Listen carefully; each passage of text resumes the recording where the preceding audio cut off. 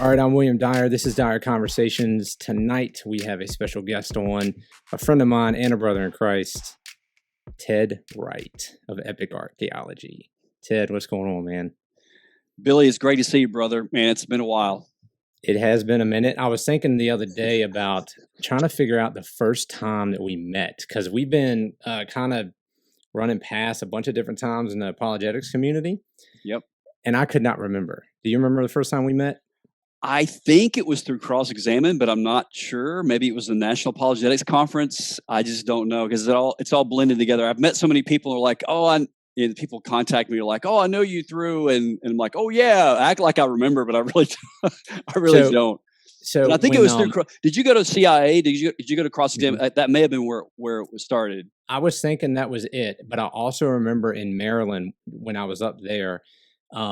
There was a church that put on like an apologetics conference every year. Yes. And they had like Tim McGrew out. They had a couple other guys out, and you came out. Yes. And I remember that. Me and Frank and Tim McGrew and yeah. Yes. And I don't remember how I got the blessing of being able to do this, but whoever the guy was who was putting it on, I got in contact with him and was like, hey, I'm right by BWI, the airport. You want me to pick the guys up for you? I mean, I was totally trying to slide in there, and he was like, "Oh, that would be great. Yeah, could you pick them up and take them out to dinner?" I was like, "Yeah, I'll take them out to dinner because mostly I just want to hang out with them and talk to them." That's great. And so, not to slight anybody else who came, because I mean it was great to meet all of them, but I just remember like that was something like the first times I met you, and I left that going, man, he's down to earth. Like that guy just talks to you like he's a normal dude. Yeah. So if anybody's, never, or if somebody has never met Mr. Ted Wright here, he's pretty down to earth. Thank you. Well, my dad was a truck driver, so I'm pretty. I come from the blue collar area of the world. Yeah. What state did you grow up in? I actually was born in Mississippi, but I grew up in the Memphis area my whole life. My dad drove for truck for like 30 years, and he was in the Teamsters Union. So my dad. He came to Christ late in life. He came to Christ probably in his late 40s, early 50s. And one of the things he told me, and I was already sort of in seminary and sort of beginning to get in ministry at the time. And he would always tell me, he said, son, you're really a smart guy. But he says, really, just keep it on the lower levels for us common people, So I've tried to remember that. My dad's gave me some great advice, and I've tried to talk to the common guy, because I think a lot of apologists, there are really a lot of sharp guys out there, really smart. But one of my big, I guess, complaints, for lack of a better word, in the apologetics community is that they're preaching to the choir. A lot of apologists are just talking to each other, and there's this big dialogue among apologists. And like, what about the average Joe? What about the guy who works a 9-to-5 job? Because isn't that what apologetics is all about? So yeah. Anyway, when I first started my blog website, which is currently down because there's some glitch in the matrix, and I don't know how to get it back up right now. But so my podcast is running, but my written blog is down. I called it Coffee Table Apologetics, because that's the exact sentiment I had. I was part of all these groups on Facebook, and I think there's a place for it, right? Yes. However, and of course my lights just went out, right? Talk about animal witches. However, I found that and I don't know what, maybe it was my ego saying like, oh, I can't hang with like that sort of intellect. But at the same time, I'm like, if I'm not able to hang with it, other people aren't able to hang with it. But it's like, do you want to be like a little William Lane Craig walking around talking this like really deep philosophy and all this stuff that 99% of the culture has no idea what you're talking about? Or do you want to be on the street with people and talking to them at their level? So yeah, I'm with you. That's why I love to go deep. I love to study. I read William Lane Craig and all those guys. Yep. I'm getting better at understanding it. However, I try to bring that down, the nuggets of truth, to the people, and like sit across and have a cup of coffee with somebody to say, yeah, let's talk. That's right. That's so awesome, Billy. And this is years ago. I've taught for about, I'm trying to think of how long I've been teaching not graduate level. I taught undergrad, Bible college. But one of the things that when you teach, you're confronted with this dilemma that apologists face. and that is that they're reading William Lane Craig, and they're reading people like Alvin Plantinga, and they're reading other great philosophers and thinkers. But how do you bring that to the common guy? And so that led me to something that I call, I don't know if I don't think I coined the term, but I don't know where I got it from, but I call it the translation issue. And that is that 99.9% of apologetics needs to be translated into the everyday language. And so and you're right. I mean, I'm reading stuff like, I love William Lane Craig and stuff like that. I'm reading some really like philosophical theology, people like John Polkinghorne, who just passed away, who's an Anglican priest and a physicist. He says some amazing stuff. I'm thinking, how in the world can I communicate this just the everyday guy, And so so that's one of the things. There's just something always lost in translation, but you got to bring it down to the common level. Are you going to lose 99% of your people? And that's exactly what you said. And so, yeah, I'm with you on that, brother. Being a fellow SES guy as you are, you're familiar with Thomas Aquinas and his sort of philosophy, right? You heard of him once or twice? Yeah, I think I've heard of him. And so as I'm going through all that stuff right now, I'm trying to figure out the same thing. Number one, I'm trying to figure out, like, do I buy into his school of thought, right? Yeah. And I told Dr. Howe this. I said, listen, man, I'm sipping the Kool-Aid, but I'm not chugging it yet. Right? I got to have a little bit of investigation here to before I buy it wholesale. But I thought, how do I at the same time, how do I bring some of that down to the everyday level of people? Because even now, more so, they're just, the normal person wants to talk just like very rudimentary, and it's hard to get people who want to have those intellectual conversations. But you, on the other hand, I know you kind of delve into all that other stuff, but your field is archaeology, right? Yep. So I wanted to ask you, did you always know, like growing up, hey, this is what I want to do? Like, I want to be an archaeologist? Or was it something like you came to later, you stumbled in, you got pushed in? Like, how'd that come about? No, I didn't know. It's interesting because usually when I've done several podcasts now where people ask me that question and I have an answer for it.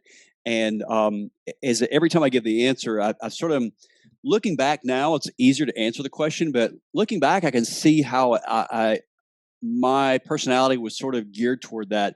So, Billy, I don't know if you remember when the Boy Scouts were actually a pretty decent organization, but I was in Cub Scouts and Boy Scouts, and thankfully, my scout leaders were very, very intelligent men. One of them was a dentist. The other one was an engineer. And these guys were great, like, lovers of history. So they would always take us to these. I grew up in the Memphis area. So the biggest Civil War battlefield near Memphis is a battlefield called Shiloh. And Shiloh battlefield it took place in April of 1862. So just about a week or so. It's going to be like, whatever 100th anniversary of the Battle of Shiloh.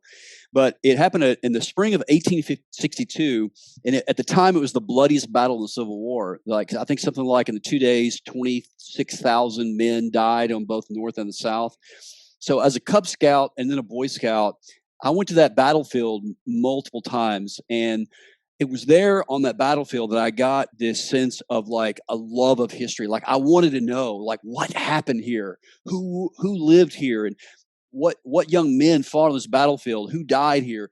And a couple of things I remember is one of I forgot who said this. It was one of my scout leaders, or if it was one of the tour guides we went with. But because in April in the Memphis area, the cherry blossoms, the apple blossoms are starting to bloom, and there was a peach orchard near this big battlefield at Shiloh battlefield. And the blossoms at the time in April, some of the eyewitnesses basically said that they were pink. The whole trees were all pink with blossoms. But when the battle took place, the mini balls that were flying through the air were hitting the trees, and it literally stripped the trees bare. And I remember that one of the things they said is that the blossoms were falling on the dead like snow, these pink blossoms. And one of the writers basically said that it was like, isn't it odd that in this time of life and new life that all this death was taking place? And it made a huge impact on me. So I carried that with me as a kid. And then I joined the U.S. Air Force, and I went to the Air Force between 1989 and 1993. And so getting out of the Air Force, I decided I'm going to get my degree in ancient history. And so I was pretty much settled on getting my degree in history and probably doing a double major in philosophy, doing philosophy and history. And I was talking to my pastor one night. He said, "I want you to come to my office, and I have something I want to give you." So he brought me back to his office after church, and he gave me this big stack of magazines, and it was Biblical Archaeology Review magazine. And I took them home with me, and I just devoured every single one of them. And I thought, that's exactly what I want to do. So it wasn't until probably I was in my early 20s, 21, 22, until I knew for sure archaeology is what I want to do, because it joins my passion for history and my love of scripture and my love of the Bible with archaeology. So, and the other thing too about it that I like about archaeology is that I'm really an active guy. I love outdoors. I like hiking. I like outdoors, and I like working with my hands, but I also like books. So archaeology gives me the best of both worlds. I can study and be academic, but then I can also get in the field and do field work. And that's the two things that I love about archaeology. I think you just convinced me to become an archaeologist. Because I was thinking, board, man. I was thinking the same. Yeah, I was thinking the same thing. Is like, I hate sitting at a desk all day. Now if you give me books, like, hey man, here's some books or research, so I could sit at a desk all day and do that. But like, I could never have one of those jobs where you sit 9 to 5 at a desk. It's one of the reasons why I went into law enforcement, just, to be able to like be out and about, and you never know what's going to go on and that sort of thing. But like you said, being able to couple the research with hands-on is pretty cool. So I think you might have convinced me. It's the best of both worlds. Years ago, when I was an undergrad student in archaeology, I listened to this little lecture series on St. Augustine. And I remember in this lecture, there's a few things I do remember about it, but one thing I do remember is that the guy, the biographer, was basically saying Augustine came to a point in his life where he was trying to figure out, did he want to enter into the contemplative life or the active life? And he basically decided that he wanted to be a contemplative and just write and think about God. And I thought, I don't know if I could do. I got to have both. I've got to have the thinking, and then also the active life as well. So that's the cool thing about archaeology. You can do both. Yeah, I know eventually I want to be able to teach, right? Like, I mean, I've always had, ever since I became a Christian, I've always had this really strong passion for learning and teaching. However, I think I'm still too young to just destine my history to be like in a classroom, in the office, in a classroom, in the office. Like, I got to be out and about somewhere. Yeah. Doing something. So, yeah, maybe I'll take one of those trips over to Israel with you. Love to. Yeah, I'd love to. Yes, absolutely. I'm trying to go. I've got a couple of things, expeditions now. One may or may not happen because of so many things that are happening right now. One in Turkey, and the other one with my team in Israel at Shiloh. And it looks like it's scheduled for July. We're excavating at the site of Shiloh. Our team's been there for about 4 or 5 years now. But it's great. It's just really awesome. This year, y'all are still thinking about going this year? Yes, for sure. Yeah, nice. Yeah, because I was looking at your website at the trips, and it was saying like stay tuned for details, and I was like, I need to update because we had that for last year before last, and I think it's because of COVID hit and everything. So let's talk about the Israel trip. So it looked like on the website there was 2 different ones, right? There was one where you could go and like participate, and the other one was more like a tour. Is that right? Yes. So we wanted, and this is what we're going to try to do with the next trip. And I'm praying. I got to talk to my colleagues at ABR. So ABR stands for Associates for Biblical Research, and I am a professional associate with ABR. ABR is they really have just a lot of different archaeologists in different academic fields. I'm an independent scholar. They have people who are professors at universities all around the United States, and we sort of bring our collective expertise to basically defend the historical reliability of the Bible. Of course, I have Epic Archaeology as my standalone sort of ministry, but ABR is part of a larger organization that I'm with, and they are licensed to dig in Israel. They've been digging for, goodness, I want to say it's about 30 years or so in Israel, the Middle East, primarily in Israel. And so we had a partnership with Epic Archaeology with my friends at ABR, my colleagues at ABR, to join them on their dig under the umbrella of ABR. And you could actually join. You don't have to have any experience at all as in archaeology. you can just have zero experience whatsoever and come on a dig, and we'll teach you everything you need to know about archaeology. It's a learning process. There's a lot of cool jobs. I will say it's a lot of hard work, especially the first couple of days of excavation, because you're moving a bunch of big rocks. So you get a good workout, you get a good tan. When I was there with my team in 2014, we were digging in the West Bank, and we had Palestinians digging with us. And I had this one guy was in our square. His name was Hamed, that was the nickname. His real name is Muhammad. But he would bring Turkish coffee in the morning, this really super strong coffee. So since I'm a really big coffee snob, I was like, this is how you do archaeology. You drink coffee, and but anyway. I'm a fellow coffee snob, so there's no shame there.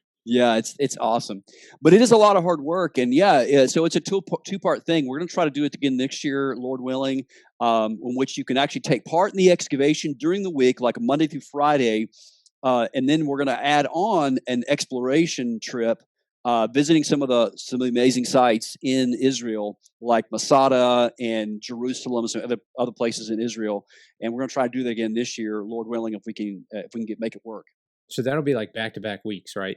Yes, and you can pick one or both options. You can do just the dig, or just the trip, just the exploration, or you can do both. You don't have to do, though, if you're on a budget, you can just do one or the other, if that makes sense. So if you come to do the dig, what's a normal day itinerary like? You getting up at like 4 in the morning, like yes. What's the deal there? Yes, actually, yes. 4:30 a.m. wake up call. I mean, I'm not exaggerating. Seriously, 4:30 a.m. You have breakfast at about, if you can get to I think it's like 5 a.m. and then usually on the bus by 5:30, and then we are although now, actually, I think our team is staying in Jerusalem, and so it's probably about a 25-minute bus ride from Jerusalem to the site. So you're there by 6 a.m. You get the tools, you take them to the site, and then you begin. Well, day one, you're moving rocks from the previous year's excavation, and you're getting down. And what you do is you go layer by layer through the strata, and so an excavation is a lot like a sort of a military thing. And I know you're in the law enforcement. I was in the military. I was in the Air Force. So if you know anything about like the structure of military or law enforcement, you have a high up, like the sheriff or the high guy, the police, what do they call it? Chief, yeah. And then you got the officers, and then you have got the workers, and the military, the general, the lieutenants, and then the grunts. And so if you come on a dig, you're probably going to be a grunt. The lieutenants are what we call the square supervisors. These are the guys that are actually supervising a square, which is usually about a 1 by 1 meter square. And we basically dig down layer by layer, or strata by strata. The stratum is the different layers at the tell, and we measure the artifacts in a three-dimensional context. And so you'll be assigned a square, and you'll be assigned a supervisor, and then you'll work under that supervisor. That supervisor will explain to you what to do. It's pretty straightforward. Basically, once you get below the rocks and you begin to take the stuff out, and you put it in a little rubber bucket called a Guffa, Guffa. It's made out of old tires, recycled tires. And if you find a piece of pottery, you'll put it in that Guffa at that particular place where you're digging, and it'll be assigned a little number. And then if you're digging in like square Q10, and you are digging in area or locus A or 1 or whatever, then you're going to have a tag on that bucket that will have that locus on it, and you'll put that pottery in that, so that it's recorded exactly where that piece of pottery is found. So if you find a bunch of pieces of pottery, then when we get done about 2:30 in the afternoon, we have lunch sometime about 12:30, and then we go back to our site, to our headquarters, and we will wash the pottery of the day that was found. There's a pottery scrubbing party. You have a water hose, you have a little brush, and you get your bucket of pottery that you found, and you get water hose, and you scrub the pottery. Sounds romantic, doesn't it? Awesome. Yeah. And then what ABR does is really cool. It's like a really great learning environment, because after the pottery washing, then we have our team that's composed of usually the the scholars in the field, usually the people who are experts in pottery reading, we have a official pottery reading, and it's under a tent or under some type of awning or room or whatever, and they'll lay the pottery out bucket by bucket, and the experts will actually go through each piece of pottery, and they'll assign it a particular, like Iron Age 1, Iron Age 2, whatever, and it will be recorded exactly what that pottery was for the day. And so that's the typical day, and then you're exhausted, and you eat dinner probably about 6:30, 7 o'clock. Then you go to bed, and you get up and do it again for a whole week. Yeah, no, that's a cool experience. So, Yeah. have you been over there or known of when anything like really significant has been found? Yes and no. This is where it gets a little bit of nuance here. This is where the professor is going to come out, because you never get a straightforward answer from a professor. So one of my, I guess, pet peeves, and this is not your fault or anything, but there's a lot of, I think, general misunderstanding the general public, even the Christian public, has about archaeology. And when we think about great discoveries, we think of like the Ark of the Covenant, or some other great discovery. Where what I want to say to my average Christian brothers is that the mundane, just everyday things that are found are little small pieces of the puzzle that actually carry great weight in making the case for the historical reliability of the Bible. So I'm not trying to dismiss your question, because it's a great question, and to give you an answer, a direct answer to the question, in 2014 in my square, we were digging at a site called Khirbet El Maqater, which basically is in the West Bank. It's right across the main road going into the city of Ramallah, which is the Palestinian territory, and it is what we believe to be the ancient city of Ai. It's pronounced I. I was corrected, because for years I'd called it AI, but I was told again and again, it's Ted, it's I. Just say like iPhone, iPad. So just for future reference, if you want to, it's I want to say AI, but it's I. So we believe it's the city of Ai, and that city was destroyed by Joshua and the Israelites in about 1401 BC. And so I was digging in square Q10 at Ai at Khirbet El Maqater, and so in my square, we found a lot of pottery that dates to the Canaanite period. The day that I left, my buddy that is now teaching at Yale University, his name is Matt Glassman. Matt actually found in our square, he found two Canaanite sling stones and 2 bronze arrowheads. So this is from the time of Joshua and the Israelites. Nice. So that's my only thing. I didn't find it. Matt did, so I'm mad at him. So, but that's good to know, though. Is like archaeology is more of like the cumulative case. You're getting all these small pieces to create that bigger picture of this is what life was like at this certain time, and then we take the Bible and we say, now the way the Bible describes life during whatever time period, does that match up with what we're finding here? That's probably actually, by God's plan, right? That it's better than just like that one piece, of evidence, because then somebody may doubt, well, it's one piece and people are saying it's good, but what if it's not good? And you're going to hang everything on that one piece of evidence. Exactly. That's exactly right. Archaeology is a cumulative case. It is a vital part, I think, of a historical apologetics. In addition to the philosophical arguments and the arguments from the reliability of the text itself, there's really good arguments that are made by people like Mike Licona and Gary Habermas and Dr. Daniel Wallace and other great scholars. But archaeology, I think, is a very strong ally for the historical reliability of the text. Give you one example: the book of Isaiah. Now, critical scholars and liberals will say that Isaiah was actually written late. According to the Old Testament timeline, we think that Isaiah was written at about the 8th century BC. So we're talking about the 700s BC, 700 years before Christ. But again, liberal scholars would say it was written much, much later, and probably not just by Isaiah. In fact, it was very likely not written by Isaiah, they say. It was written by multiple writers, and then it's written very late. And when real quick, when you say late, just because it's hard sometimes for people in BC time, when you say late, you mean closer to the time of Christ. Yes, much closer to the time of Christ. In fact, probably they would say it was very likely not written by Isaiah. But two things actually argue very strongly that Isaiah is legit. Historically, number one, the Dead Sea Scrolls, they found the complete scroll of Isaiah that had no chapter and verse divisions between chapters 39 and chapters 40. Because one of the things they would say, liberal scholars would say, that the first part of Isaiah was written by one writer, and then the second part was written by 4 or 5 different other writers. Whereas we've got even by liberal standards, we've got the complete scroll of Isaiah, the Dead Sea Scrolls, at minimum 200 to 300 years before Christ, and there's no chapter and verse divisions in between chapters 39 and chapters 40. So that's just the textual evidence. But not only do we have the textual evidence, we have the archaeological evidence that firmly grounds it, I believe, in the 8th century BC. We got things like the Sennacherib prism that's found in, there's actually 3 copies that we know of. One is in the British Museum, one is here in Chicago at the Oriental Institute Museum, and the other one is in the British Museum called the Taylor Prism.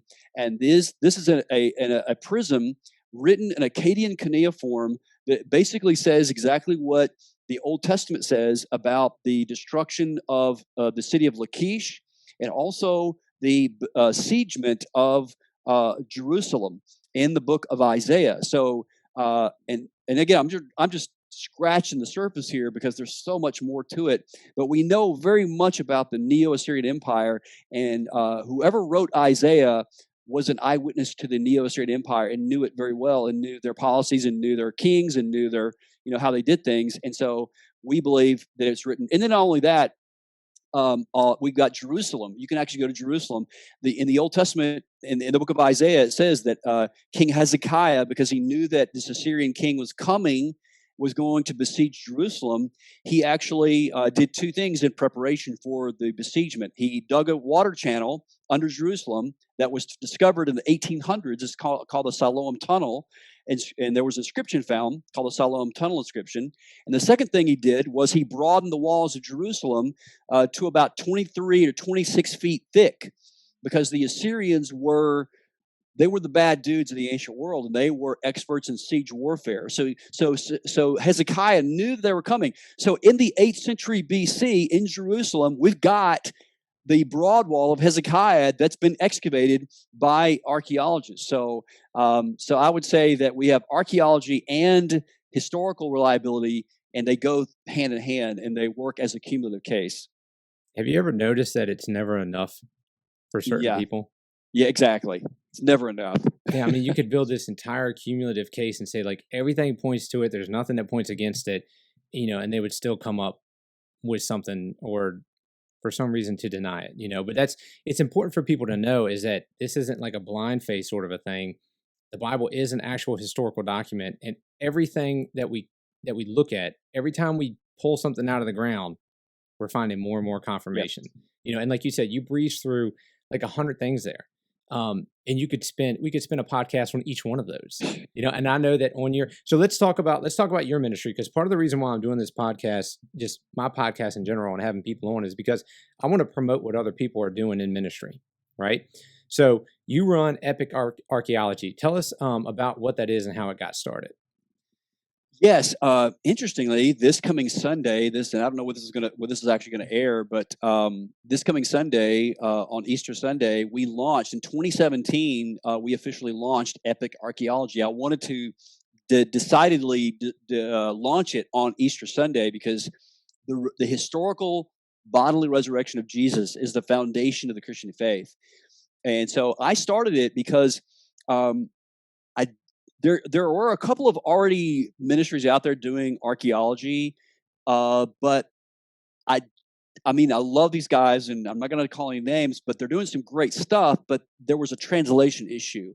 Some of the information wasn't getting down, and it wasn't communicated in a way that really reaches the modern world, I think. And so part of my decision, or part of my desire, was to have a archaeology and apologetics, historical apologetics place where if somebody wanted to know, hey, do we have any evidence of this thing that happened, they could go to Epic Archaeology and find evidence for it in a simple, straightforward way, not have to wade through a bunch of stuff, but just, hey, do we have evidence of this? Do we have evidence of that? So to really just keep it simple, and really the other thing too was one of my own crisis of faith was when I was an undergrad and archaeology student. I was told by my professors that a lot of the events in the Old Testament were actually not true. And I actually had to dig through the library to find information as to whether or not some of these stories that I read about in the Bible, like the Exodus and the conquest, and all these great stories in the Old Testament, do these things really happen, or is this just a story that was made up? And so I actually found Josh McDowell, Evidence that Demands a Verdict, and then that led me to Norm Geisler. Ended up going to seminary and studying under Dr. Geisler and becoming his graduate assistant, and then became good friends with Frank Turek, and then worked for Frank for several years. So I wanted to have a place where, if someone, again, a skeptic or a Christian who was sort of not struggling, but had some really big questions about whether or not historical events actually happen, to have a ministry and a website where people could actually go find historical evidence for the story of the Bible, but also do it in an academically respectable way, but then also make it visually attractive to the social media world. If that makes sense. We're like literally on the same page, just on two different topics, right? So like, that's the exact mentality that I have for, I kind of think about apologetics, but then also good theology, because in my opinion, having studied both now for years, I think a proper theology is actually a good apologetic as well, because God has created this world and he's created a certain reality. And when you actually have a true good biblical theology, you're able to talk about the world as it really is, as everybody else experiences it, and they can't make sense of it. And you go, let me help you make sense of it. Yeah. Well, where'd you get those ideas? Well, it's from the Bible. Like, how did all these guys come together and figure this stuff out? So I'm trying to do the same thing where you talk, about like liberal scholarship. And so my last semester, I took Dr. Howe's, the Old Testament survey class. Oh yeah. So I had to write the documentary hypothesis paper, right? And this guy said, "Hey, look, there's no limit on the paper. Just write a good paper and cover the topics." Well, you can't tell somebody like me that, because, if there's a topic, I'm like, okay, well, look, let's look at this issue. Oh, this issue has 4 rabbit trails. Let's go down all those rabbit trails. Oh, they have rabbit trails too. And before you know it, I'm having to cut myself off, on my studies, and I end up writing this like massive paper. And I was like, well, I got to do some podcast on this. So like you said, I was like, well, I'm not going to dive into all the technical stuff, but I want to give people something, and then give you the footnotes to say, if you want to research it deeper, here's a book you can go read, or an article, or a video you can go watch. I gave you a 5-minute summary of 3 hours of research I did, sort of a thing. And you're doing that with archaeology, right? Like, you are taking your wealth of experience and knowledge and all the stuff you study, and you're trying to break it down into these bite-sized chunks for people like me, and for everybody else who says, look, I enjoy touching on it, but I don't want to spend 3 weeks, trying to research this one thing just to find out, a point that I'm looking at in the book of Isaiah. Like, who's done the research? And if I need to fact check them, I can. Absolutely. So when I was looking at Epic Archaeology, you got a website, you got YouTube, you're on Instagram, are you on Twitter? Yes. Yeah, you're on Twitter, on Facebook. I know that. You have on YouTube Monaco and Spade playlist, but then also the Arrow Points playlist. So tell us, what's the difference there? So the Monaco and Spade is more of like a long form podcast type of thing, where I interview scholars and different guests that I try to make it really, try to pick topics that are really fascinating and interesting, and guests that you typically don't hear about, because, again, I don't like to be redundant, and have people on that people have already reviewed, like at William Lane Craig, and not to knock him. He's great. We keep talking about Dr. Craig, and he's awesome. I know Dr. Craig. He's a great guy, gentleman and a scholar. But there's just a million podcasts on William Lane Craig, and how much more can you learn about William Lane Craig and what his views, like Kalam. So I try to pick guys, and again, I like to think outside the box, and I like to pick scholars that don't get a lot of airtime among apologists, and especially historical apologetics. And so the difference is Monaco and Spade is going to focus on an important question. One example would be Dan Gibson, a Canadian scholar that I interviewed. It's very long. It's about an hour and a half. I'm going to try to cut some of it down and make it more understandable. But he wrote a book several years ago that's just a bombshell. I mean, just if he's right, this is huge historical information. What he says is basically, Dan Gibson, is that Muhammad, the Prophet of Islam, did not actually speak to God. If he did at Mecca, it was actually at Petra, and that the Kaaba, where the Muslims pray, all Muslims around the world, billions of Muslims around the world pray to the Kaaba in Mecca in Saudi Arabia. What Dan Gibson says is the first 200 years of Islam, all the Qiblas, or the directions, the prayer walls in the mosque, do not point to Mecca. They don't point to Mecca. That's a fact. They point to Petra in Jordan. And he can give you the sources for the hadiths and the history of Islam. So those are the kinds of things that we try to explore at Monaco and Spade, and they're a little bit long form. Think Joe Rogan podcast, although I don't have nearly half of, not even less than half, or 1% of what he has. But he has like millions of followers. But I'm trying to think of a long form discussion type of thing. And I'm working on right now trying to get it actually on all the podcast platforms. You can actually just have audio. So if you're working out, you can just listen to it on your headphones. But that's Monaco and Spade. And then Arrow Points is just a quick snippet, just like it is an arrow point of some historical little apologetic archaeological point that I think will help people in their faith. That's kind of the difference between the two. So what's funny is when I was researching for not the documentary hypothesis, but like a smaller paper I had to write on the Exodus, right? Just a small little topic in biblical studies. I was like Googling some searches, and like Epic Archaeology popped up. Hey, all right. I was like, I know this guy. So I was like, let me click on his. So I watched you have a short video on it, and then I found that your blog, and you had written a paper on it. So you are cited in one of my papers in college, because I was like, how could you not respect Ted Wright? He's a graduate of the school, so I'm going to totally cite this guy. Awesome. Thank you. Yeah, I got an A on that paper. Awesome. Because I name dropped you. Now, that's good, though, because, I mean, look, I know we say William Lane Craig just because he's like, the foremost, like, sort of Christian apologist almost. But even with him, like, he's a brilliant guy. He's like one of those guys, like, once in a generation, God gives us somebody like that, right? Thank you, Lord, for people like him. However, even with him, he's got his expertise, and then he has his things that he's knowledgeable on, but there's people who have better expertise in that area. And then there's things like, I have no idea what his understanding of archaeology is. Like, I've never heard him talk about it. And he might just go, I don't want to talk about it because I don't know anything about it. Go listen to Ted Wright or somebody like that. So one of the questions that I wanted to ask you about as well is, talking about the trips we were talking about earlier. You do some trips to the Oriental Museum there in Chicago, right? Yes. So I've never even heard of that museum, but every time I see your little posts and stuff, I'm like, man, I want to go to that museum. What's funny, Billy, is that people in Chicago have not heard of this. I have had people that have found me. I don't know how they found me, but people that are not even like on Facebook, but they're like, hey, I heard about this tour. I want to come.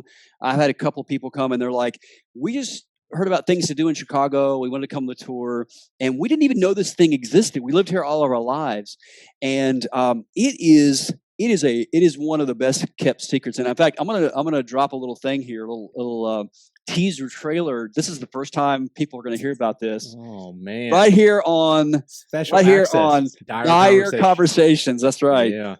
Okay, one of the things I'm going to start working on, I've got a couple of little quick projects I'm finishing up, but one of the things that I'm going to submit is I'm going to write a book on a biblical guide to the Oriental Institute Museum and submit that. So do you think that might be something people would be interested in? I think so. I'd buy it. Yeah. I'd buy it. Even it's basically, this is like the history of the Old Testament in this one museum. You can literally go from the Tower of Babel all the way to the Persian exile before the New Testament in the Oriental Institute Museum. But yeah, it's located at the University of Chicago. In 2019, they just celebrated their 100th anniversary. So in 1919, the Oriental Institute was started by the first American Egyptologist, a scholar by the name of James Henry Breasted. And by the way, James Henry Breasted and his colleague at the OI, a scholar by the name of Robert Braidwood, who excavated in Turkey, is believed to have been, and I've tried to trace some of this down, is believed to be part of the inspiration for George Lucas to create Indiana Jones, and his colleague, the guy, what was his name, Marcus Brody, in Indiana Jones. Yeah. And Dr.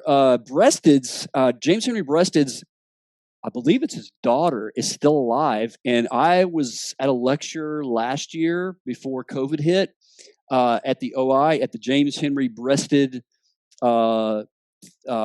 lecture hall at the OI. It was a lecture by Dr. James Osborne, who is an OI archaeologist who is an expert in the Hittite civilization. And Dr. Breasted's daughter was there. She's like in her 80s or 90s. And she told a story about when she was a little girl, when the museum started, she's running around these ancient ruins. And I mean, it's just literally there's one artifact there, Billy, that literally weighs 11 tons. It's a winged bull from ancient Assyria, from the palace of Sargon II, the Neo-Assyrian king Sargon II. There's also the Sennacherib prism that directly connects the Old Testament with archaeology. I mean, there's just so much stuff. So I'm really thrilled. We have a tour coming up on April the 10th, and I already have a group that I think is going to book me out for the whole trip. So you're talking about in 9 days. Yes. Yeah, I can't make that. Sorry. Yeah, I can't make that. We'll have some more. So you'll have to come to Chicago. Absolutely. And also, this is my happy place at the campus of the University of Chicago. So I'm a big architecture fan, and I usually get there early in the morning so I can just kind of get my zen on, before I get there. So there's this coffee shop, and I'm a coffee snob. There's a really awesome coffee shop, literally just hundreds of feet from the OI Museum. And there's a bookstore right next to the coffee shop. And right next to the coffee shop and the bookstore, there is one of the most famous Frank Lloyd Wright houses called the Roby House. So you got the OI, a coffee shop, and a bookstore. And I'm like, I'm good here for the rest of the year. Yeah. So this is a specific biblical museum? No.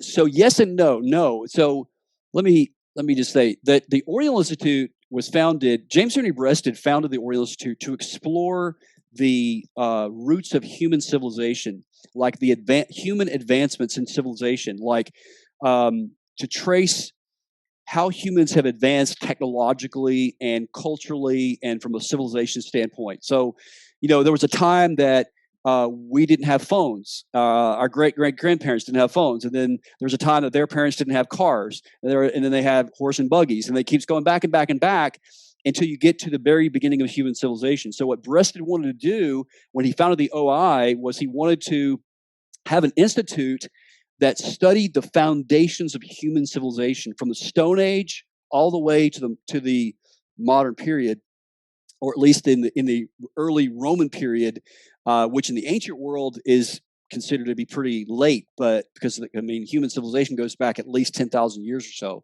So yeah, it's a tracing of human civilization, but so it's not specifically biblical, but many of the artifacts in the OI directly relate to Old Testament history, and you just have to know the times, and you have to know how they relate, and so that's why it's good to have a guide to go through and to kind of walk you through. This is what this means. Like I can show people something called the late Uruk pottery. If you didn't know what late Uruk pottery was, you just think, oh, these are just old pots. But what people need to know, this is the diagnostic pottery for the diffusion of humans when they spread out after Tower of Babel. So we believe that the Uruk period centered around the ancient city of Eridu and southeastern Iraq. And Eridu is actually the location of the Tower of Babel, not Babylon. Babylon is much later because the Tower of Babel happened pretty much right after the flood. And so Eridu is the earliest and oldest. Get this now, Billy. This is amazing.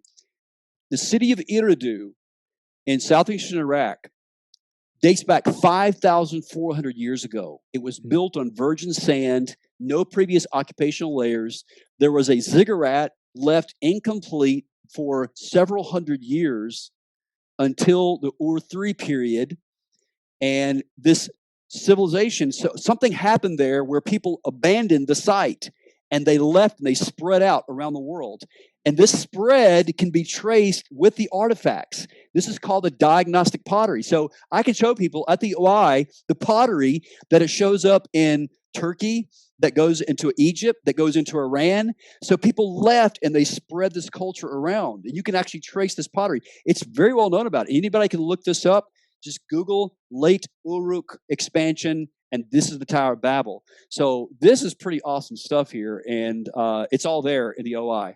Yeah, I mean, and this is when stuff really comes alive, right? And this is why, people like you really love archaeology, and I love history. So, like, I'm eating all this stuff up right now. It makes history come alive, which I would to plug, your ministry. It's like, this is why it's important if you want to go to a museum that's, not just like we got museums here in Richmond and stuff, but I mean like a really big famous one. It's great to have a guide, because then he can make that experience so much more worth it. And when I lived in Maryland, there's a lot of those museums in DC.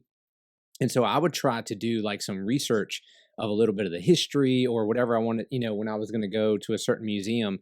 So that way, when I went, I had a little bit more knowledge of what I was looking at. Nothing like, the expertise you have on that museum, but that's super cool. I tell you what, it really, it's a kind of a blessing that I'm here, because it's almost an education within an education. Like, there's things that books can't teach you. I mean, you have to actually be there and learn about these artifacts and learn about these sites. And the more you lead tours, you hear other people speak. I've been to lectures, listening to OI archaeologists. One other little quick thing about Eridu, and then I'll shut up about it, that I learned just recently that's really amazing. I just learned this literally just about a week ago. This was awesome. Did you know that when Eridu, the city of Eridu, was founded, woolly mammoths were still roaming the earth in Siberia? Get out of here. Is that not awesome? Get out of here. This is like the end of the Ice Age. This is exactly when we believe this happened. So anyway, so it is an amazing museum. And we have had people, I've had students of Moody Bible Institute take the tour. I had a couple of girls go, and there are, I'm just, again, touching the tip of it, but there are actually 2 panels from the ancient city of Babylon, not replicas, but actual pieces of wall from the ancient city of Babylon that dates back to the time of the prophet Daniel. And on the wall, these are lions from Babylon. I thought you were going to tell me it was a writing that God No. did. No, they're lions. So, and the lions are on a part of the ancient, it's called the processional way. So this is the main entry into the ancient city of Babylon that dates back to the time of Nebuchadnezzar the Great. And it goes into something called the Ishtar Gate, which, by the way, has been partially torn down and rebuilt. It's now in the museum in Berlin called the Pergamon Museum in Berlin, and it's a complete reconstruction of the Ishtar Gate. But as you go into the city of Babylon, there is this blue glazed brick wall, and along the wall there are these mythical creatures, lions and bulls and things like that. So at the OI Museum, there are 2 panels from the processional way, and one of the things that I say at the museum, and it's true, is that the date is right. Daniel went into captivity. There were two deportations under Babylon, and Daniel and Ezekiel, some of the other prophets, went into the second deportation. So it is very highly likely that the prophet Daniel walked right beside those lions as a young boy, as he entered into as a captive, a Jewish captive. So when I said that to the girls at the students at Moody Bible Institute, they started crying. They were like, this is just like, it just makes the Bible come alive. Yeah. And if Daniel was like any other young boy, like I was, he touched it. Oh yeah, of course. Like, I'm sure he reached out and was like, oh, look at that lion. Cause I know if I was there, I'd be like touching everything, and my parents would be smacking. But it reminds you of that he was also throwing the lines then as well. And it really, there's something about seeing an artifact that it makes the Bible more visceral. In our Christian walk, it's so intellectualized, and it's all in our head. Whereas you see an artifact, you're standing before this giant granite bull carved out of stone that weighs 11 tons, it's just like, this stuff really happened. This is not just some made up fair. This is not like reading Lord of the Rings, about Gandalf and King Theoden. These stories really happened. These are real stories that really actually happened.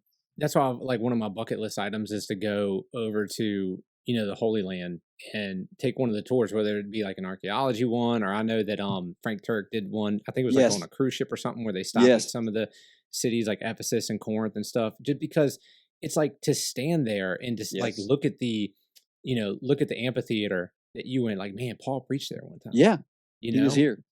Or like a synagogue that that a Jewish or a Christian church probably met in early. It's like, this is awesome. Like that connection to something that happened so long ago. And that's why too, like, I want to go see the pyramids one day, because correct me if I'm wrong on this, I may completely be wrong on this, but were the pyramids around when Abraham was in Egypt? I think the three Great Pyramids and the Giza Plateau, I think, predate Abraham, because among evangelical scholars, there are two dates for Abraham. There is an early, of course, there's always a couple of views, and I hold to the early view. I believe that Abraham was born in around 2166 BC. So I believe the pyramids are about 3000 BC, thereabouts. So they may be earlier than Abraham. I think some of the later pyramids are probably due, but the three big ones on the Giza Plateau, the three big ones that you always see on the pictures, were probably pre-Abrahamic, I think. I just got to double check on the dates, but I think that's, from the top of my head, I think that's about where they date.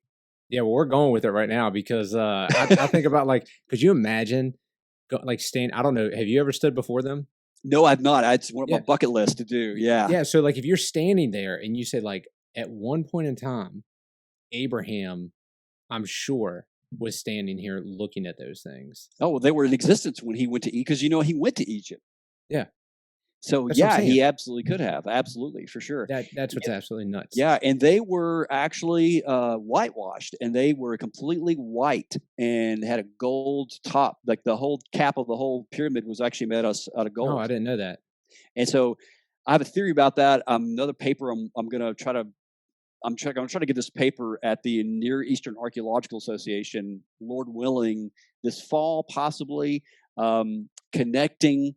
I believe this is just another thing I'm throwing out there here on the Dyer Conversation podcast. Special exclusive, man. Yeah, here we go. And please, nobody write this paper, because I'm working on it. But connecting some of the monumental temple sacred architecture, such as ziggurats and pyramids, which appear, in fact, there's some connection even with the Tower of Babel expansion. We see the stepped pyramids. In fact, the first pyramids were not smooth on the sides. They were called mastabas, and they were basically tombs, and then they began to build one on top of the other. But then we see pyramids in South America, these stepped pyramids in the Inca and the Maya, and we see pyramids. So what is this all going on? And we see this in the earliest cities in the world, such as Eridu, and then Ur, and then Uruk, in Mesopotamia. We see these ziggurats. Well, what are they? Why are they building mountains? I mean, why are they building these hills? Here's the connection. Here's what I'm going to try to propose. I think that this is a historical memory of Mount Ararat, where Noah's Ark came to rest on Mount Ararat, and that in the earliest legends, that when humans first began to write down their myths, one of the very first myths that they wrote down, the earliest one is the myth of Atrahasis, and the other one that everybody knows about is the Epic of Gilgamesh. And in these two epics, we have people going to a sacred mountain to learn the secret of eternal life. In the Epic of Gilgamesh, Gilgamesh goes to the Babylonian Noah. His name is Utnapishtim. And he's going to learn, because Utnapishtim lives on the top of a mountain, survived the great flood, and he knows the secret to eternal life. So Gilgamesh goes to him and to learn the secret to eternal life. So I think this is a historical memory, although it's corrupted, of Noah surviving the flood on a white mountain. So why else in these flat areas and river deltas are they creating a mountain?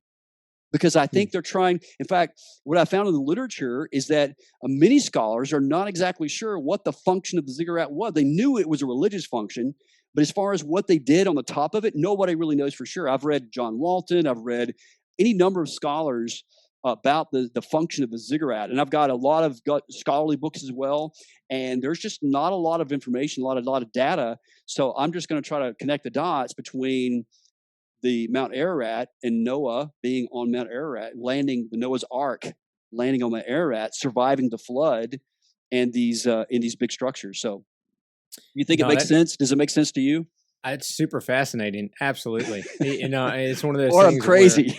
No. I mean, to me, that's one of those. It's like, okay, let's go dig at the evidence and see what it says. Like, I think it's plausible. Yeah. Absolutely. I think it's plausible. Well, here's the thing: in archaeology, nothing's 100% anyway. There's nothing. Yeah. There's no way you can. Here's the thing: a lot of my philosopher friends, they want all this certainty, but they're not. You're not going to get certainty with archaeology. You're just not going to do it. So why don't you talk about that a little bit, as far as like how archaeology can help with our faith, and trusting that these things happen, that the Bible is accurate, those sort of things. Like, because I remember the lectures that you've done on it, right? Yeah. And I don't mean for you to do like the whole lecture, but just so if somebody's watching here, you made this statement, nothing's 100% in archaeology, so they might ask, well, then why should we even trust it? Right. So why don't you touch on that a little bit? Sure. So it's degrees of probability. And so, like you said, it's a cumulative case. It comes down to the question of, how do we know the past? How do we know anything of the past? How do we know that Abraham Lincoln existed? How do we know that George Washington existed? How do we know that anybody existed? I go with my own. Let me just start with an example from my own family. My grandfather, God rest his soul, when I was a kid growing up, going to my grandparents' house, he would tell me stories of actually being in a great war. And when I was like 7, 8 years old, I didn't really think a lot about it. I just thought, well, he's in a war, And then come to find out later, I kept learning more and more about his stories in the war. And come to find out, he was actually in World War II, and actually on D-Day. He landed on Omaha Beach on D-Day, June 6, 1944. Yeah. Wow. So, I'm just like blown away. So my grandfather was an eyewitness to D-Day. And so 3 things that we need for history. We need eyewitnesses, you need historical records, you had to write it down, and then we need archaeological evidence. So there's a lot of things that have happened in the past, many, many things. In fact, the majority of the things that have happened in the past, we're never going to know about. The only thing that we can know about the past is the evidence that we have left behind. So when it comes to my grandfather, now he's passed on. It's been many, many years now, so I can't interview him. But what I have is some of his writings. My grandmother left me a book that he had when he was in the Navy. He wrote in the book where he was in England.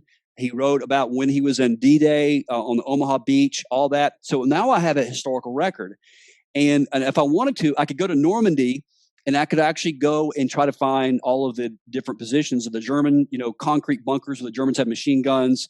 There are still evidences of tanks being, unloaded in the beaches of Normandy.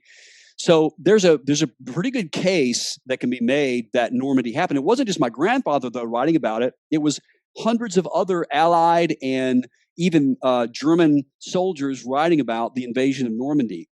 So when it comes to the ancient world, in the same way, we base our case on a cumulative case evidence, and so the further we go back in time, the less clear it becomes. It doesn't mean it's absolutely not clear, but the Bible has a really amazing track record, and so I think based on the track record of the text, just purely from a historical standpoint, there's no reason not to trust it.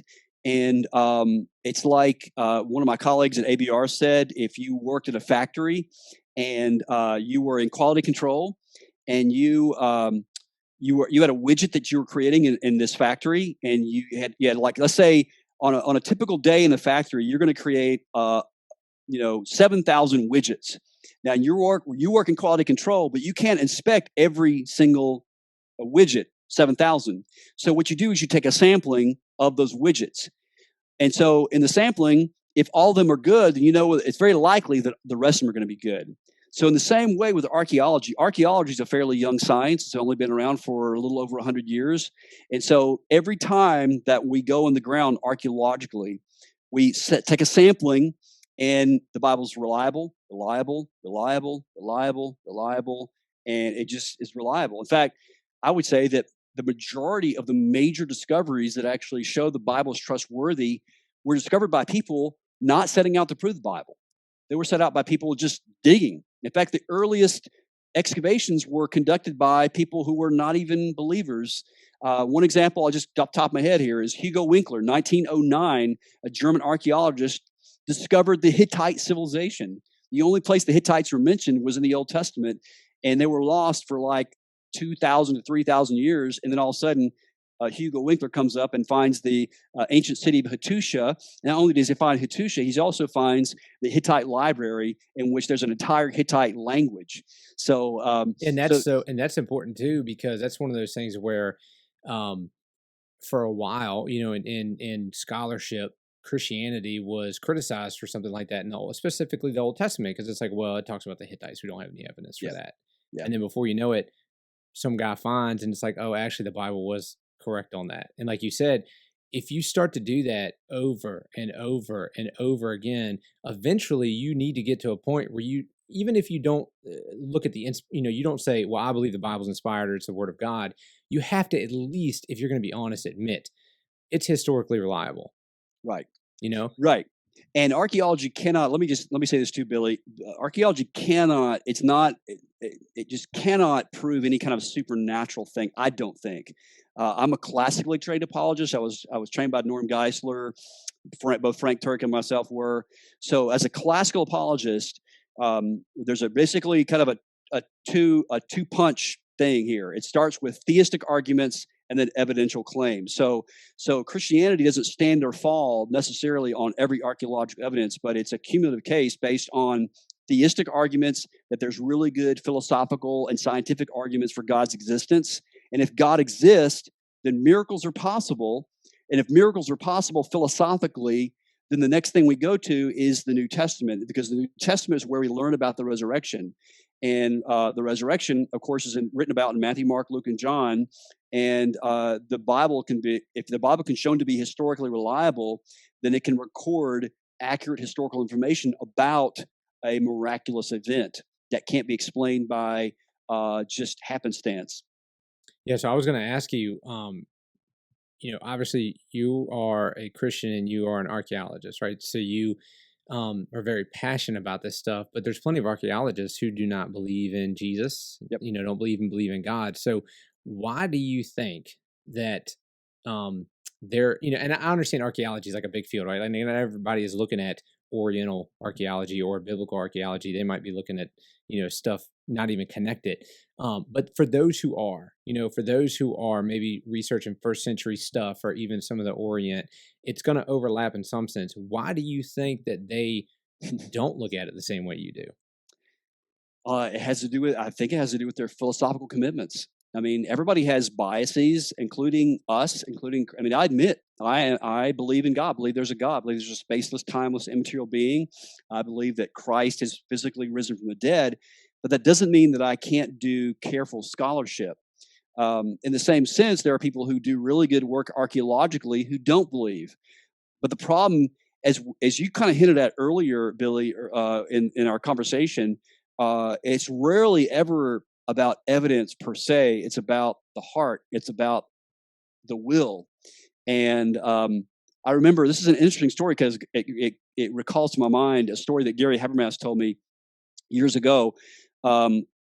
So just real quick, he actually missed a flight. I was in Charlotte at the time, Charlotte, North Carolina, and he missed a flight, was going to fly back to Liberty, Lynchburg, Virginia. And some friends called and they said, hey, Gary, Dr. Habermas missed his flight. He needs a place to stay. Can he stay at your place? I'm like, yeah. Gary Habermas? Yeah. So he eventually, I went and picked him up. It was a really stormy night. All the hotels were closed. So we got back to the house about 11:30, and he said he wasn't sleepy. So we ended up going to my library, my study downstairs. Yeah, me and Gary Habermas. It's crazy. And He's critiquing all your books. Yeah, he was. No, he told me, he said, you got a great library. This is a great, yeah. So anyway, I pulled this book off the shelf, and I'd had it for several months, and I haven't read it yet, but it looked really, I breezed through it. And so I said, Dr. Haverman, he said, call me Gary. And I said, Gary, what do you think about this book here? Do you know this guy? Oh yeah, I know this guy. It was a book by Ian Wilson, and the name of the book is called The Blood on the Shroud. And so this was about the Shroud of Turin, which, Gary talks about a lot. It's an artifact we call it in archaeology a non-provenance artifact, which means that we don't know really where it came from. It sort of shows up in the 1400s, but there's all these things about it that you really can't explain. And so he told me about a story about a guy named that was on the original, I think it was in 1977, called the Stirrup Project. It was the project that really took the Shroud of Turin and analyzed it scientifically. It was a Jewish guy by the name of Barry Schwartz. And he told me this about Barry Schwartz. He said, Barry Schwartz was on the original Stirrup Project in 1977. And get this now, he is convinced that the Shroud of Turin was very likely the burial cloth of Christ. And that Jesus very likely rose from the dead. But he doesn't believe it. What? I know. What does that even mean? Exactly what I said. I was like, I don't. Okay, I heard your words, Dr. Habermas, but I don't know what they mean. And I think what he was trying to say is that you can have the best evidence in the world, and you're not going to believe. I wrote an article on this called "Is Seeing Believing?" And my conclusion was no, because Jesus even said. There was in Luke chapter 16, Jesus, the rich man and Lazarus. Remember at the end of that episode where the rich man goes to Hades and he's in torment, and he pleads with Abraham to send Lazarus back from the dead to convince his brothers not to come to this horrible place. And 3 times Abraham says they have Moses and the prophets and let them listen to them. And then the 3rd time he says if they would not believe Moses and the prophets, they would not believe though one rise from the dead. And I think that's all I need to know about apologetics and archaeology and everything else, because my role is just to present the evidence, do the best I can, and let the chips fall where they may. People are going to believe or not believe, but it's not going to be because of evidence, because you can have the best evidence in the world. Some people, no matter how much evidence you show them, they don't want to believe. Yeah, that's so important. So I did a podcast, and it was 3 reasons why people reject Christ. And, and it's not original with me. If anybody watches it, it's something that a lot of people get taught. And as you know, it's like, well, one of it is the actual physical, data. They think that there's data that contradicts God. Well, I think that's easy to overcome because there's so much data that proves it, right? The other one is that emotional pain. Right. I had somebody in my life who I loved who died horribly, or why would God allow my life to be destroyed in this way? And I'm mad at him. So in some way, I'm going to reject that he exists.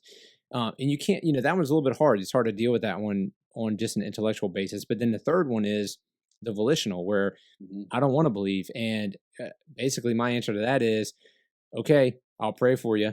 There's nothing I can do for you, because if your heart's closed off, then like you said, what the Bible tells us about human nature, and then also what we see in our life about human nature, is that people reject evidence all day long because they don't want to believe it. And I stole this from Frank Turek. He said that oftentimes he'll ask people before he gives an answer, like, "Hey, if it's true, would you believe it?" And I just think that is such a penetrating question. I use that all the time, because to me, I've seen it open up their eyes. Like, well, people will go, no. And it's like, well, don't you see? Like, don't you see how biased that is? Like, if it's true, why would you not believe it? It's ridiculous. So all right, the Shroud, you opened up that can of worms. I wasn't going to go there. I actually penciled it in, like on my piece of paper here, and I was like, I don't know if I'm going to do that, but I'm going to open it now. What's your take on it? I'm with Gary on that. I lean very strongly that it's very authentic. But I don't put all my eggs in the basket. Even if we didn't have the Shroud, if the Shroud were not even in the picture, I think we have a very strong case that for the resurrection. But I think it's legit. And I think it's because of what Gary, because a lot of what I learned about from Gary on this, because what they do, he explained it to me this way, what they do, the scientists have done that are really setting this in a very critical, academic, scientific manner, is they eliminate what it's not. It's not a painting. It's not this. It's not that. What they've decided and where all the arrows seem to point to scientifically on the shroud is that it is very much almost like an X-ray or a gamma ray image. There are two types of radiation that could cause that kind of image: X-ray and gamma radiation. And these are the two most powerful forms of radiation in the electromagnetic spectrum. And then you take with that all the other ancillary and corollary evidence, such as the weave of the fabric, the pollen that was on the thing, the chemical analysis of the limestone that was found on the feet, the manner in which the body was rapidly buried, the blood stains, that it was blood. Also, one other thing too, I don't know if you've ever heard this, Billy, this is really amazing, it's something I learned from Gary, is the sequence of the stains on the shroud were interesting. And basically, the blood was first, and then the image came after. So in other words, a dead body was wrapped, and then this image of this body. In fact, the image can't be seen with the naked eye. You can only see it through a photographic negative. So I lean toward that it's authentic, but I'm not going to put all my eggs in the basket. Yeah, and I think that's obviously you wouldn't put all your eggs in the basket on almost anything, Nope. One piece of evidence. We talked about that earlier. But with the shroud, I would agree, right? Like nobody should put all their evidence on it. So if somebody's somehow has found this podcast and they're not a believer, like Christians are not banking on the shroud as some sort of like, this is a make or break it for the resurrection. Here's my take on it. So my first introduction to it was like some History Channel documentary that I watched when I was like in high school or something. I had no idea the ridiculous nature of the History Channel back then, but, I didn't know this thing's actually been studied for that long. So when I started to get into the apologetics world and I heard Gary Habermas talk about it and you and some other people, I started to look into it some. So I watched Gary's like hour-long lecture on it. Now, of course, that is tip of the iceberg, right? I mean, there's all that more micro details about it. I haven't done the actual micro detail study about it. I've listened to his lectures. I've listened to some other people talk about it. So here's my hang up. All right. I'm gonna give my pushback, and here's my hang up, right?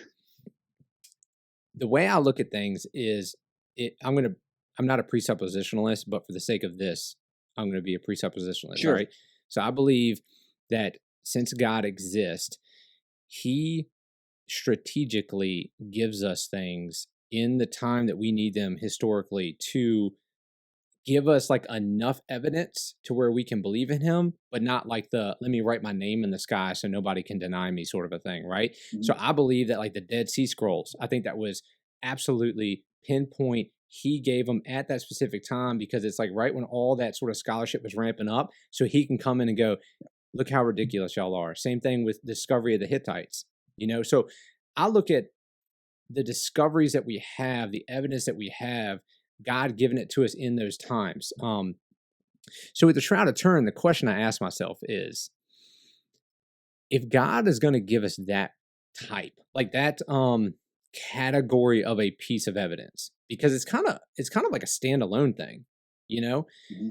Why would he give it to us in such a not controversial, but like such a unsure manner? Like give it to us to where it's like, man, this is pretty legit. I can't believe that this is actually there. But then the second question I have is, why would he even do it when we have this mountain of other evidence that supports, the Bible, Christianity, Jesus, all that sort of stuff? Like, why give us this thing that seems so mystical, like kind of like one of those things you read about in a Lord of the Rings? Like when I read about the resurrection of Jesus, right? Now, okay, well, we got inscriptions on ossuaries that talk about Jesus, and we have, people being crucified in the first century, so we know crucifixion happened.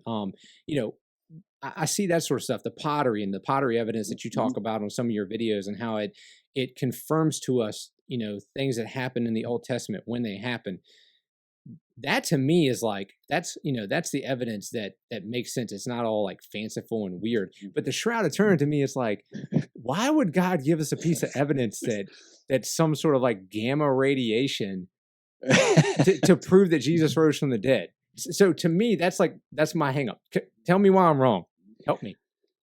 Well, that's all anecdotal. I mean, know.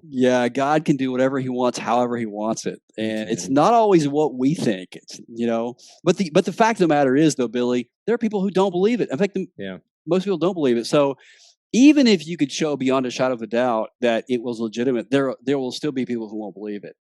So I'm open to it.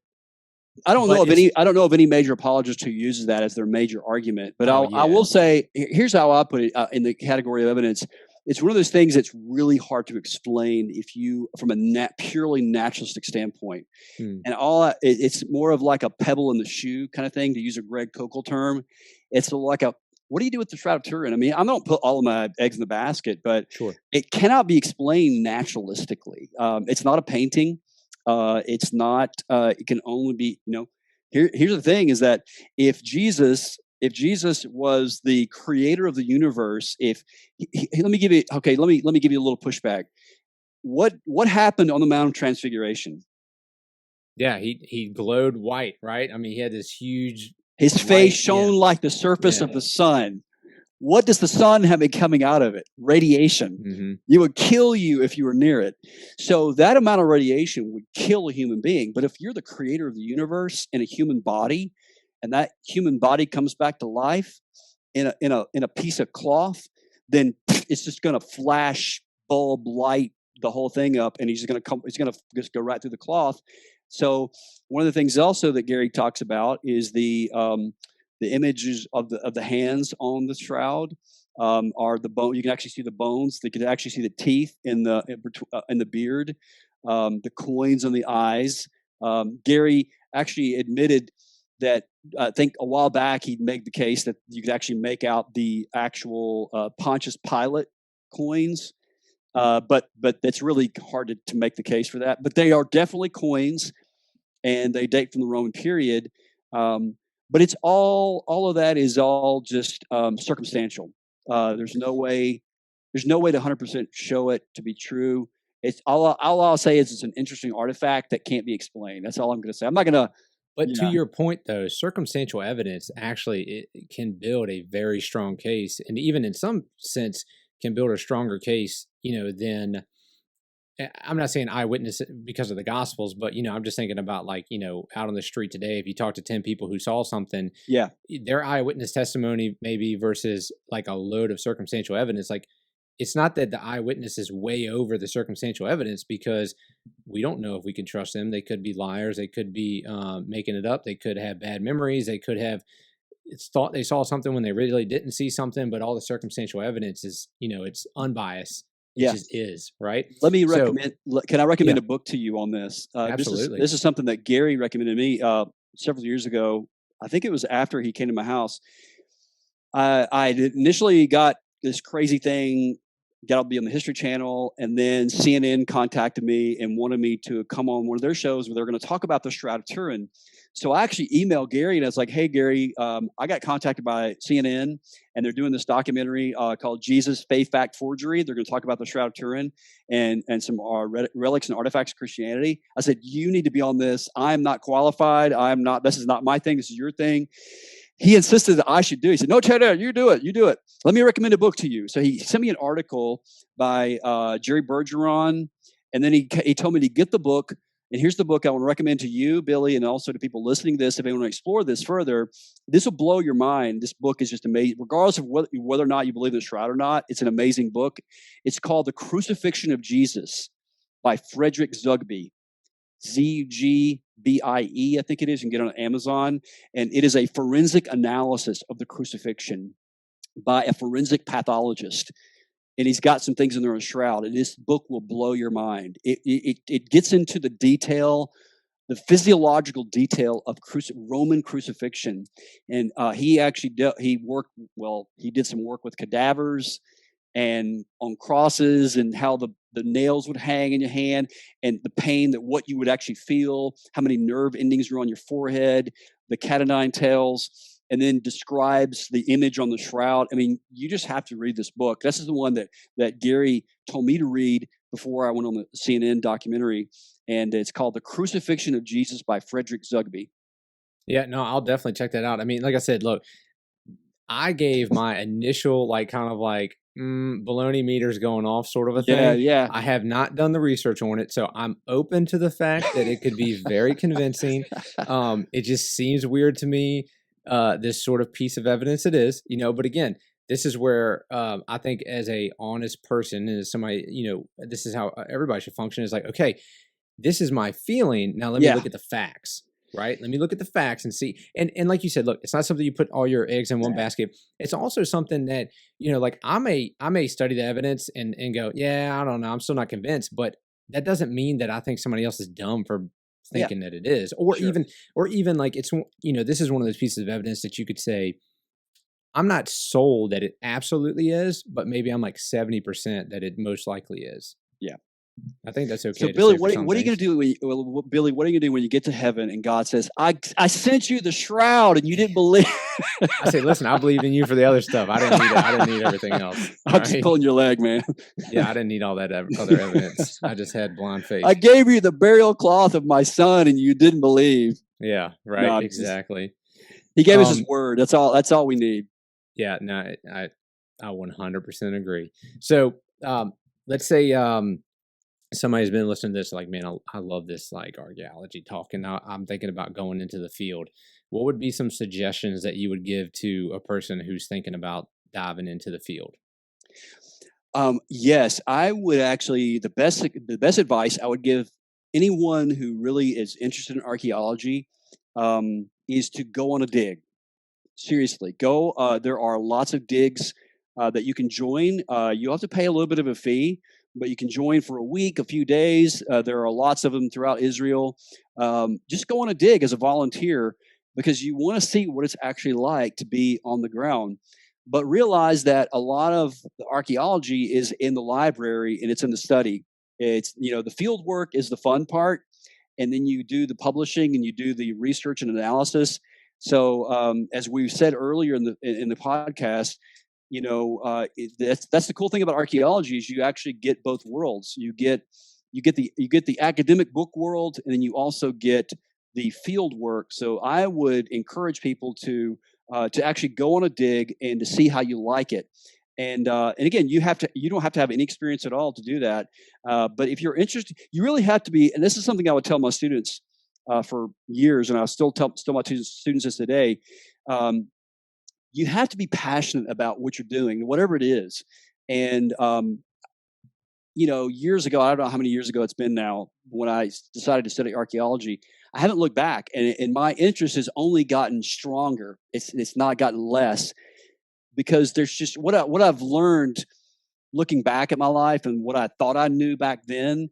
Now I know how stupid I was, and now I know how ignorant I am now. Like, there's so much. People could listen to me and go, "Oh gosh, you know all this stuff." No, I know how much I don't know. I know how way behind I am. Like, I don't know languages like I want to. I want to know languages. I want to know hieroglyphics. I want to know Akkadian. There's a lot of different things. I literally don't have the time to invest in some of those things. So I'm trying to catch up.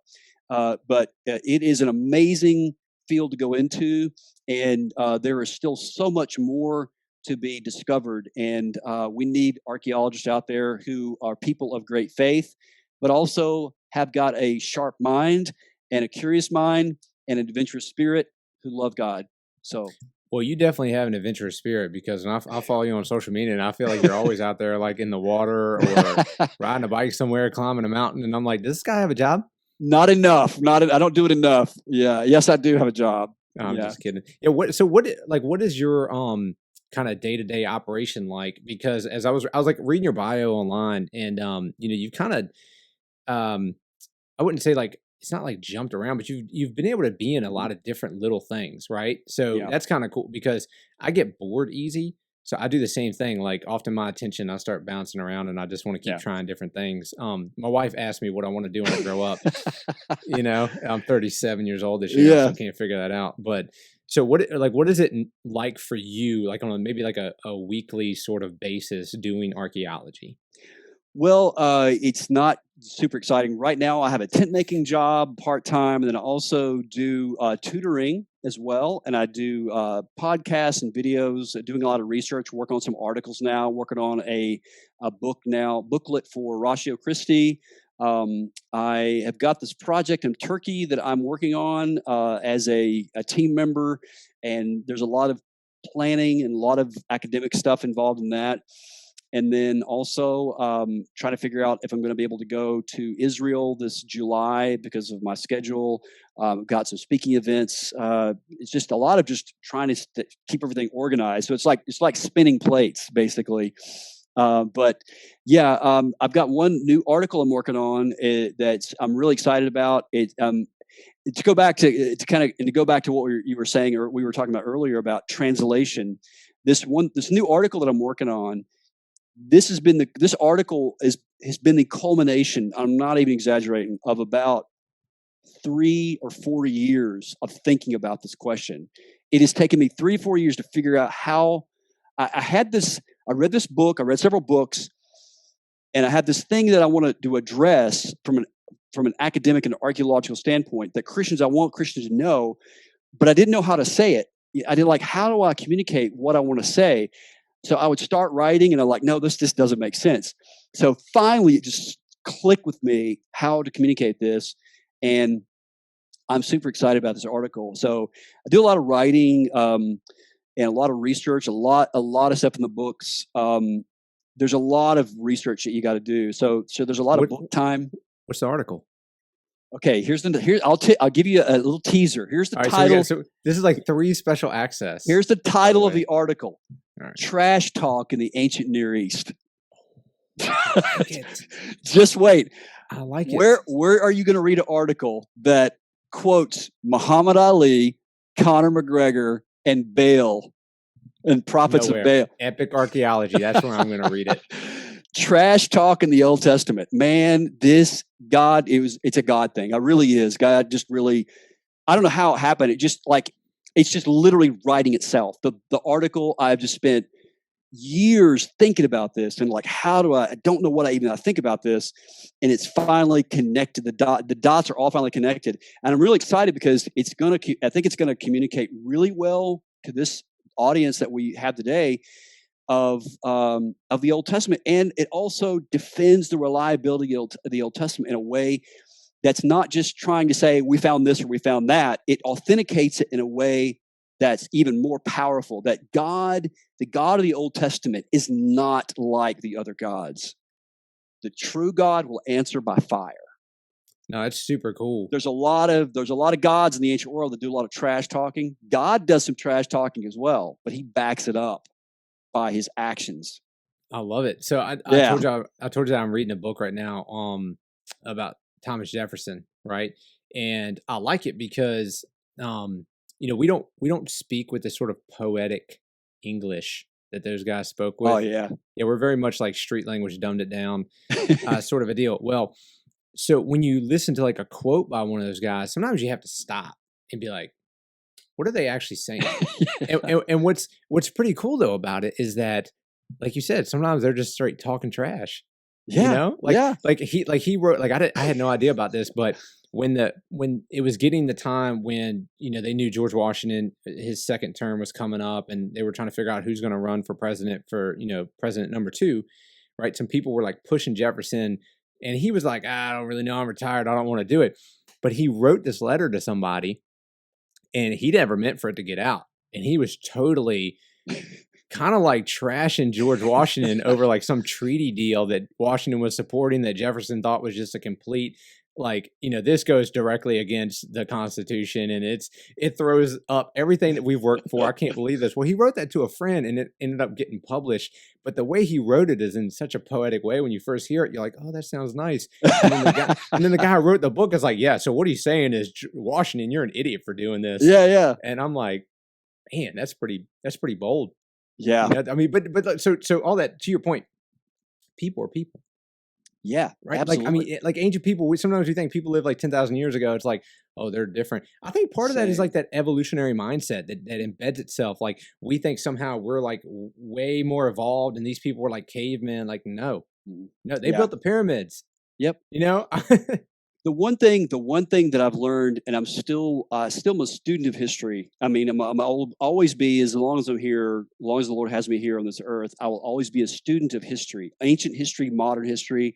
And the one little snippet that I have taken away from the history that I have studied so far is that human nature has not changed since the beginning of time, and that it is so sad to see the mistakes that we are making today. People have made hundreds of years ago, thousands of years ago. And as George Santayana said, if there's anything we learn from history, it's that men learn nothing from history. And it's so true. We learn from nothing. It's an aphorism today. People kind of chuckle at and laugh at. Yeah, it's true. But it really is true. We don't learn anything from history, and nobody cares. I mean, everybody just yawns at it. You know, like, whatever. Yeah, let's go watch a video or let's go do whatever. But it's true. We don't learn anything from the past. It's partially an ego thing. You know, you think like, well, yeah, they made that mistake, but if I do it, I'm not going to make that mistake, which is ridiculous. Yeah, I mean, archaeologists, we could point to millions of metric tons of cities that are ruined because of the mistakes that people have made, and yet America and the world is going down the same road. I mean, America's only 250 something years old. Do we honestly think we're gonna? I mean, the route that we're going now, you know. I mean, study the Roman Empire, you know, study Carthage, study any ancient empire, study the Persian Empire, study the Greek Empire, study the Egyptian Empire. I mean, these lasted for thousands of years, and they're no longer here. No longer here. And can you imagine talking to a Roman at the height of the Roman Empire? The Roman roads covered 250,000 miles of paved roads. They were the bad boys of the ancient world. And they had the Roman army. They had the marble city of Rome. And if you were to talk to an average Roman and say, you know what, in just a few hundred years, this is going to be completely gone, they would just think you're out of your mind. And I think if we say it to America, I think Americans would just kind of just chuckle at it and laugh at it. And yeah, whatever. People have been saying that for years, but it's really true. Yeah. Yep. Listen, I 100% agree. And that's preaching to the choir here. No, but there's the thing though, is it's like, man, that's a whole podcast to be done on like the craziness that America's going into and what we don't learn from the past. But we're not going to jump into that because I know that it's late, and I also want to respect your time. So let me we've talked about kind of like some things that you're doing current research on, right? Yes. So let me end with this, because I was kind of interested thinking about what it would be like to be an archaeologist, which is why I asked you kind of like what your week to week thing is. What if you could like pick your dream gig? Go.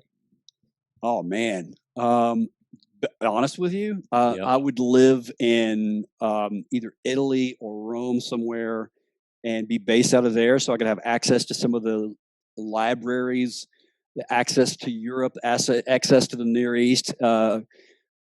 Three of my favorite cities in the world are Rome, Jerusalem, and Constantinople, or Istanbul, or ancient Constantinople. And these cities, just by themselves, are endlessly fascinating. I would be based out of one of those cities, and I would launch out of there and do archaeology. That would be awesome. That would be my dream job, to work for maybe an archaeological institute and be fully funded by one of those, wealthy benefactors, and write and do research and explore the ancient world. And the other thing too, I like about the one thing that I want to bring that many archaeologists are doing is to really bring in technology into the study of archaeology. And that's being done today all over the world. The cool thing about living right here in Chicago, near the Oriental Institute at the University of Chicago, they are one of the top research institutes in the world in archaeology, hands down. And I've gotten to benefit from learning just from being around here and listening to lectures and having close access to the archaeologist. One of the things I learned about last year from Dr. James Osborne is something called RTI, which stands for Reflectance Transformation Imaging, or RTI. Is that like the 3D scan that they're doing? Yes, the 3D scan. and he gave a lecture on this. And what it is I'm going to pull up something here. This is actually a coaster you put like a drink on, but you can see. Can you see the pattern in that? Oh, yeah. Okay.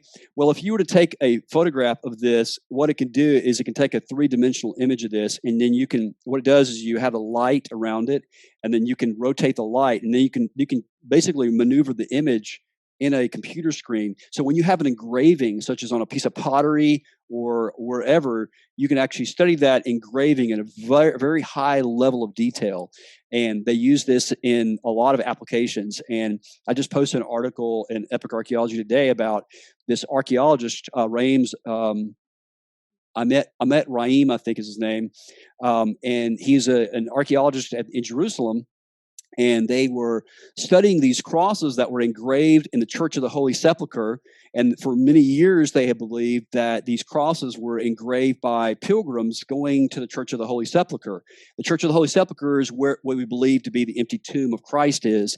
And so in the Middle Ages, when medieval knights and Christian pilgrims would go to the Church of the Holy Sepulchre, we believe that this was graffiti. They were basically carving these crosses. And so using human nature not changing. Exactly. But what they discovered using this RTI method of these crosses is that this archaeologist used the RTI method. He discovered that they are actually engraved by very likely 1 or 2 people. So and so there's a common, like you can see a pattern to it. So if it was just lots of people throughout time, it would be very, very different. But they're very, very uniform, which means that it very likely came from 1 or 2 masons, which means that the implication is that likely Christian pilgrims are paying money to have these crosses engraved on the Church of the Holy Sepulchre. So another example of how technology can really help illuminate some of the discoveries that we see in archaeology. I was thinking you were going to tell me of some ancient Christian gang, like putting their little graffiti signs on the wall. Exactly. Yeah. Gang member sign. Yeah, exactly. Yeah. No, that's awesome. So, like I said, I want to be able to support what other people are doing in the kingdom. I want, those ministries to grow. That's kind of like how I'm viewing my ministry is like, hey, let's shed light on what other people are doing and connect everybody so that way the kingdom will benefit from it. So if people want to find Ted Wright and Epic Archaeology, how can they find him on social media and online?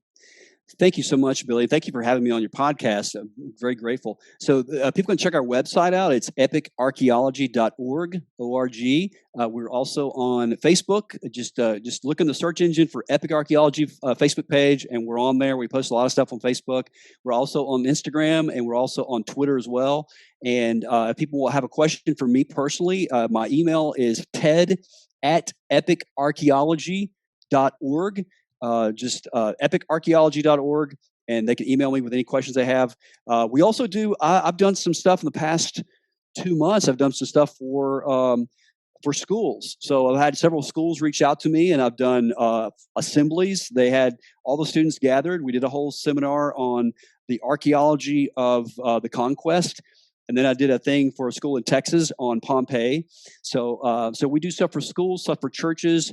We speak at conferences. We can speak at your church. We can do Zoom talks or lectures or whatever people want. So please contact me if you want me to speak at your church or school or whatever, and I'll be glad to work something out with you. Yeah, well, the pleasure's all mine. I really appreciate you coming on. And people can also find you. I don't know if you mentioned it there on YouTube. Yes. You have a YouTube channel. Go subscribe to that. And what I'll do is I'll get all of your kind of social media handles, and I'm going to put it in the description of this video, as well as if you're listening to this on some sort of podcast platform, just look in the description below and all his information will be there as well. So, Mr. Ted Wright. Thank you. Thanks for coming, brother. Thank you, Billy. God bless you, brother. You too.